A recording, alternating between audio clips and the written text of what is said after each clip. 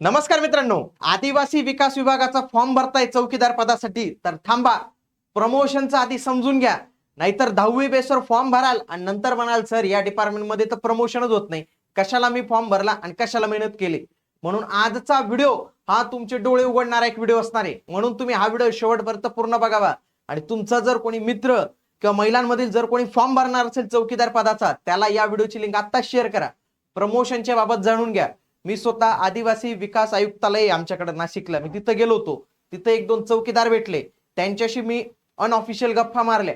त्यांनी मला बऱ्याच गोष्टी सांगितलेल्या आहे. मी त्या सर्व काही गोष्टी मी तुम्हाला सांगणार आहे, म्हणून हा व्हिडिओ शेवटपर्यंत पूर्ण बघायचा आहे. ओके, बघा ही सुधारित जाहिरात आली होती नंतर, ज्याच्यामध्ये एसटी प्रवर्गाच्या जागा पण ऍड करण्यात आलेल्या आहे.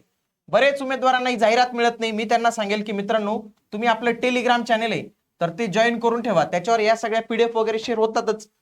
29 एप्रिलला ही जाहिरात जी आहे तर ती आलेली आहे.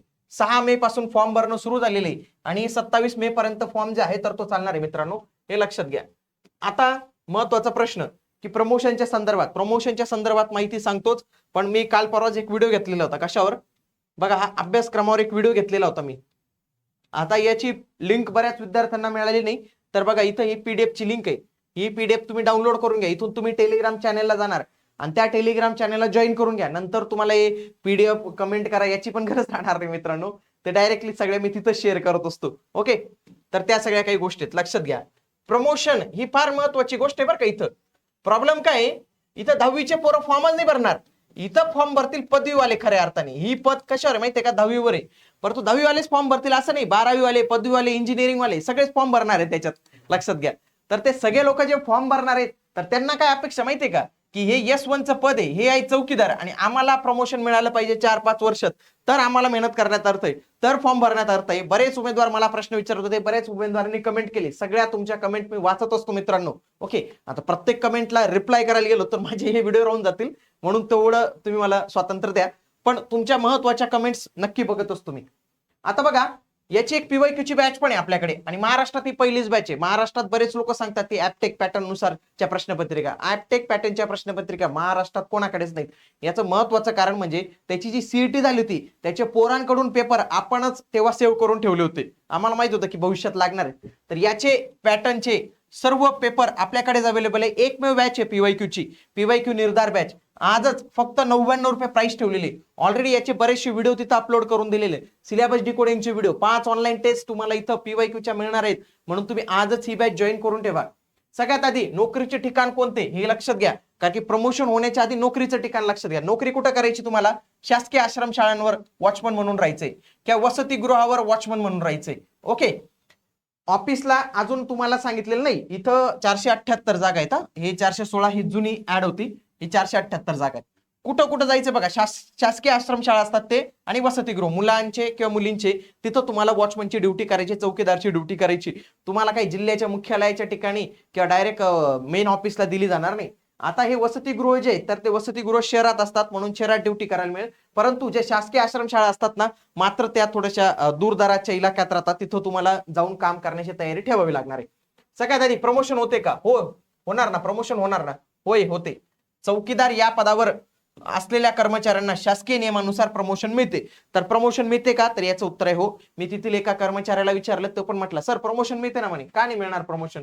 आता कोणत्या पदावर प्रमोशन मिळतं हे लक्षात घ्या. आता मी त्याला विचारलं की सर तुमचं प्रमोशन कुठं होतं? ते म्हणे होतं ना. म्हणे म्हटलं शिपायावर होतं का? नाही म्हणे. शिपाई काय? शिपाई आणि हे सारखंच पद आहे ना, ग्रुप डी दोघांना सारखंच वेतन आहे. मग प्रमोशन म्हणजे याचा अर्थ काय असतो? थोडंसं वरचं काहीतरी मिळालं पाहिजे ना.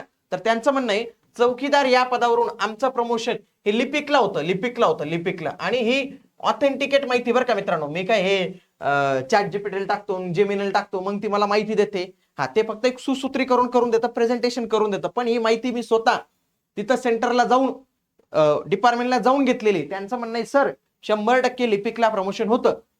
आता त्याच्यासाठी त्यांनी काय सांगितलेले की तुमचं शिक्षण पूर्ण पाहिजे. नंतर बघा, पदवी ज्यांची कंप्लीट असेल, सोबत टायपिंग तुमचं सर्टिफिकेट काढून ठेवलं पाहिजे. मराठी 30 आणि इंग्लिश 40 हे प्रमाणपत्र काढून ठेवलं पाहिजे. म्हणून चौकीदार या पदावर जात असाल 10वी पासवर, तर प्रमोशनच्या संधीसाठी तुम्हाला तुमचं शिक्षण वाढवावं लागणार आहे. पदवी लेवलचं करावं लागणार आहे आणि मराठी 30 इंग्लिश 40 करावं लागणार आहे. शैक्षणिक पात्रता नसल्यास सेवा ज्येष्ठतेनुसार नाईक आणि वरिष्ठ शिपाई, तुम्ही म्हणाल सर वरिष्ठ शिपाई हे पद नसतं, बरेच लोक म्हणतील नसतं मित्रांनो, हे लक्षात घ्या, असं काही पद नसतं. परंतु तुमची जी S1 ची वेतन श्रेणी आहे ना, तर ती वाढून जाते, थोडीशी वाढून जाते. त्याला म्हणतात आश्वासित रोजगार योजना, असं काहीतरी नाव असतं गव्हर्नमेंटचं, ज्या अंतर्गत तुमचा पदाचं नाव तेच असतं, फॉर एक्झाम्पल चौकीदार. परंतु तुमचं जी वेतन श्रेणी तर ती वरची देऊन टाकतात, कारण की तुम्ही इतक्या वर्ष डिपार्टमेंटला सर्व्हिस दिलेली असते. म्हणून तुम्हाला पुढची जी काही वेतन श्रेणी असते ती लागू होते, तुमच्या नावावर चौकीदार जे आहे तर ते असं लिहिलं जातं.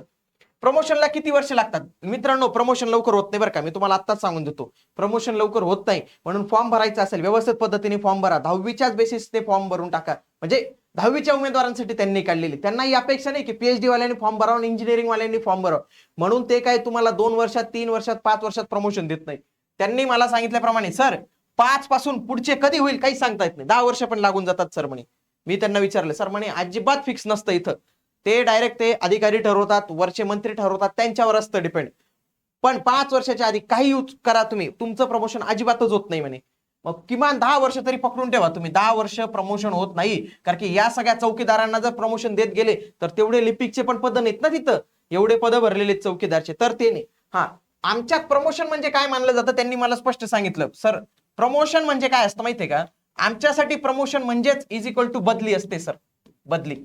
त्यांचं म्हणणं आहे आमच्या डिपार्टमेंटला प्रमोशन म्हणजे काय, म्हणजे चौकीदारसाठी प्रमोशन हा एक गिफ्ट काय असतं, हे बदली. म्हणजे फॉर एक्झाम्पल नाशिकचं आयुक्तालय आहे, तिथं बदली करून घेतली, म्हणजे एकदम दूर दराज नंदुरबारच्या ठिकाणी धुळ्याच्या ठिकाणी होतो, एकदम तिकडं होतो, आणि तिथून डायरेक्ट आता शहरात यायला भेटलं, हेच आमच्यासाठी प्रमोशन असतं. त्यांचं म्हणणं आहे आम्हाला जास्त हेच नकोय की तुम्ही आम्हाला पद द्या, पण त्यांचं म्हणणं आहे की आम्ही एक सर्व्हिस कंप्लीट केल्यानंतर 5-10 वर्ष बाहेर काढल्यावर आम्ही प्रमोशन खरं काय मागतो माहितीये का, की आम्हाला बदली द्या, तुम्ही मेन बदली द्या, चांगल्या ठिकाणी थोडीशी बदली द्या. खूप ठिकाणी राहिलं आमच्या मुलांच्या शिक्षणासाठी, आता थोडं व्यवस्थित राहायचंय, खूप दिवस तिथं हलाखीचे काढले गेलेले, तर हे ते काय एक समजतात बदली, यालाच ते प्रमोशन समजतात. म्हणून तुमचं डायरेक्ट ग्रुप सी ला प्रमोशन होईल, गट क ला प्रमोशन होईल, लिपिकला प्रमोशन होईल, अशा आविर्भावात जाऊ नका मित्रांनो. डिपार्टमेंटला प्रमोशनसाठी वेळ लागतो आणि वेळ लागणारच आहे, कारण की एवढे सर्व चौकीदार आहेत, त्यांना थोडी देता येणार आहे. आता डिपार्टमेंटल एक्झाम असते का, याबाबत मला काही जास्त माहिती मिळाली नाही, परंतु डिपार्टमेंटल परीक्षा असली पाहिजे बरं का, असली पाहिजे. म्हणून हे 100% मी सांगू नाही शकत की खरंच आहे, परंतु डिपार्टमेंटल परीक्षा ते काही घेतात आणि त्या डिपार्टमेंट परीक्षामधनं तुमचं प्रमोशन होऊ शकतं. आणि या डिपार्टमेंटमध्ये जर खरं प्रमोशन व्हायचं असेल तर डिपार्टमेंटनेच होईल, बाकी ते जे सिनियरिटी नुसार आहे त्याला खूप जास्त वेळ जो आहे तर तो लागतो. म्हणून लक्षात घ्या की याच्यामध्ये प्रमोशनच्या संधी खूप काही जास्त नाहीत, लिमिटेड संधी, कारण की 10वी पासवर भरती केली जाणार आहे आणि जेवढे खालच्या पदांची भरती केली जाते ती जास्त संख्येने असते, म्हणून त्या लोकांना प्रमोशन देणं हे शक्य होत नाही वरच्या लेवलला. तर या सर्व गोष्टी लक्षात ठेवूनच तुम्ही परीक्षेचा फॉर्म भरला पाहिजे.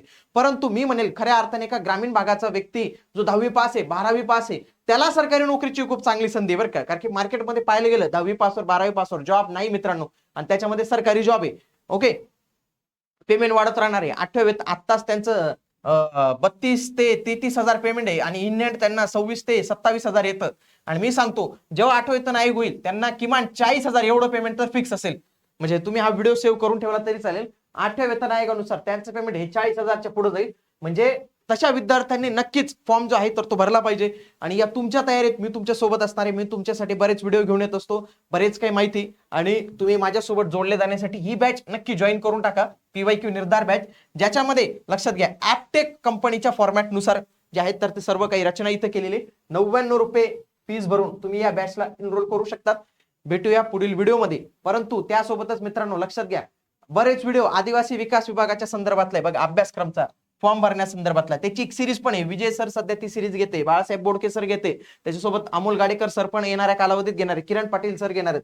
वनरक्षक भरती पण म्हणजे 10वी-12वीच्या पोरांसाठी बघा वनरक्षक भरती पण असते, त्याचा पण GR आलेला आहे. हे सर्व व्हिडिओ तुमचा वेळ मौल्यवान आहे मला माहिती आहे, परंतु हे व्हिडिओज पण तुम्हाला वेळ असेल आणि तुमच्या माहितीसाठी असतील तर ते तुम्ही नक्की बघू शकतात. भेटूया पुढील व्हिडिओमध्ये. तोपर्यंत जय हिंद, जय महाराष्ट्र, धन्यवाद.